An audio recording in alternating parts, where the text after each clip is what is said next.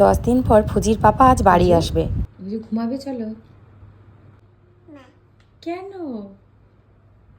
ঘুমাবি? চল। না কেন? কখন ঘুমাবি তুই? পাপাই মতো কেন পাপার জন্য এতক্ষণ জেগে বসে আছিস কেন? ডেন্স আর ডেন্স জেমস নিয়ে আসবে। আর কি নিয়ে আসবে? ডান কত বড় ডল! আটব তাই? পাপা নেবে।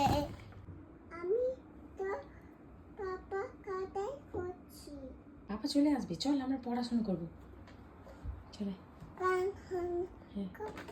ঘুমাসনি এখনো? না কেন? মেয়ে মাতুস আর কিনে দিয়েছে।